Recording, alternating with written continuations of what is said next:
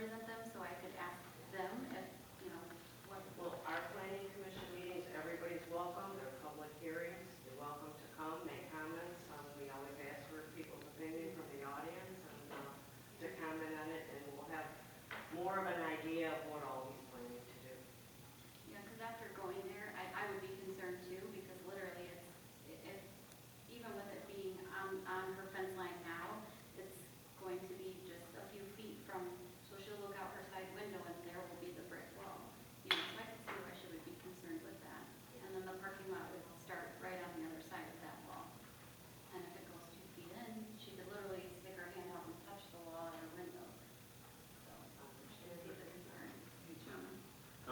Just to clarify, it could be a brick wall or vinyl fencing or... In the case that there's utilities in the way or there's a sewer line running under and the wall can't be placed, planning commission has the right to opt for vinyl fencing or some sort of privacy fencing in opt instead of wall. So looking at this, we have our kind of our standard fake brick concrete wall that's currently along the, looks like that's where the utilities are. I think as you're looking at this, if you look at the property across the way, so directly across the street from this house, there is already a vacated parking lot, but it is with the concrete brick. So I think for conformity, I mean, vinyl fences, to me, yeah, these fences were probably put up 50, 60, 70 years ago. Their purpose is to shield the residents from the lights, from the noise, from car stores slamming, people driving in and out. I mean, so this property actually already has headlights pointed at her house. Just if you look across the street, it's actually a much bigger parcel.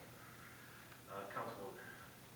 I just wanted to, I think I asked the question, but I'm not sure of the answer now. So, is there a space in between where a fence would go, or can they put this concrete wall or fence right on the property line, or is there a... The ordinance states the fence will always be on the property line. has to be on the property, so there's no buffer in between the property line and the fence? Unless it's worked out between the two parties. And planning commission approves of the location. Thank you. Any further discussion? Hearing none, all those in favor say yes. Yes. All opposed say no. No. Roll call, please. Ms. Daniel? No. Ms. Winter? Yes. Mrs. Brandana? Yes. Mr. Johnson? Yes. Ms. Rose? No. Mr. Geis? Yes. Motion passes 4-2. Item 7.7 is a motion to amend City Council Resolution number 7.336-24 to add Echo Verse for an amount of $10,000 and removing $10,000 from Alta, funded through equipment repair and maintenance. Make a motion? Support. Motion by Councilman Johnson and supported by Councilwoman Daniels. Is there any discussion? Hearing none, all those in favor say yes. Yes. All opposed say no. Yeses have it, motion carried. Item 7.8, it's a motion to approve Granger low quote for the purchase of a paint sprayer in the amount not to exceed $3,823 funded through right-of-way equipment accounts. Motion. Councilwoman Brandana, supported by Councilwoman Daniels, Rose. As we'll say at the same time, is there any discussion? Mr. Mayor, notice that this is for paint stripping. How much do we think that we're going to be able to do? I know it's become an issue, getting outside companies. So through the chair, we're going to, we're still going to have our schedule. Is Ralph here? He'd be able to explain a little better, but I know the game plan is to kind of continue our rotation of, what he's doing, and this is for, I believe, quick fixes, crosswalks. Good evening, everybody. Yes, this is for more of the local type school crosswalks, like the crosswalk we all here on Pine, stop bars, just more of the temporary. The larger projects goes out to PDK Striking, who does our larger projects. So this would just be more of the smaller variety parking lots. It's more of a walk behind manual type paint sprayer. All right, I was just thinking, sometimes it takes the folks quite a bit of time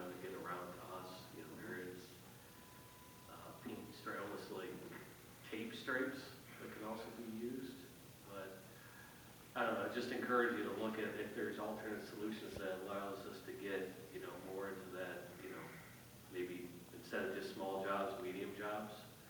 Is, let's just say, PK makes a heck of a lot of money. They've kind of got a monopoly in southeast Michigan. Nothing, anything wrong with that, but it's starting, it is really expensive. Yes, Councilman? Mr. Richards, do you remember George Smith, retired? He had his message. Yeah, I got the message. It was Is that forwarded something on we me. can do? That's something we don't do. That's Yeah. Telegraph Road. It's That's a state. MDOT county project. We had nothing to do So with that. you pointed him towards them? Yeah. Okay.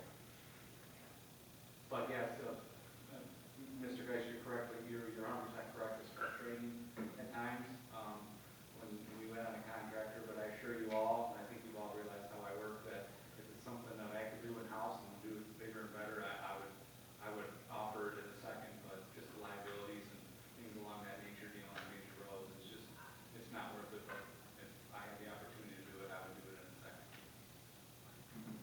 Any further discussion? Hearing none, all those in favor say yes. Yes. All opposed say no. Thank you. Item 7.9 is a motion to approve Smiley Tire and Retreading Company for an amount of $2,868 funded through general fund fire repairs and maintenance accounts. Motion to approve. Support. Motion by Councilwoman Councilwoman Daniels, supported by Councilman Johnson. Is there any discussion? Hearing none, all those in favor say yes. Yes. All opposed say no.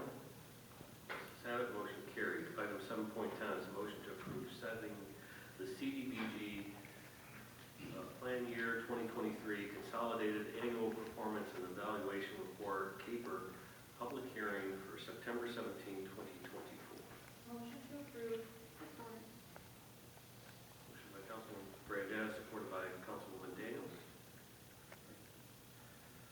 there any discussion? Hearing none, all those in favor say yes. Yes. All opposed say no. Yes, this have motion carried. Item 7.11 is motion to approve setting the public hearings for Cypress Gardens Brownfield redevelopment plan for September 17, 2024 and October 1st, 2024. Motion. Support. Motion by Councilman Whitten, supported by Councilman Johnson. Is there any discussion? Can we have somebody give an explanation of this one? There was just I think the single sheet on this, but Mr. Chairman, I can give you like a brief synopsis of it. They're starting their second or third phase of Cypress Gardens, and the back part. where is that? It's over off of Goddard, by the Hungarian Okay. facility there. Okay. They're reaching a phase now where there was a lot of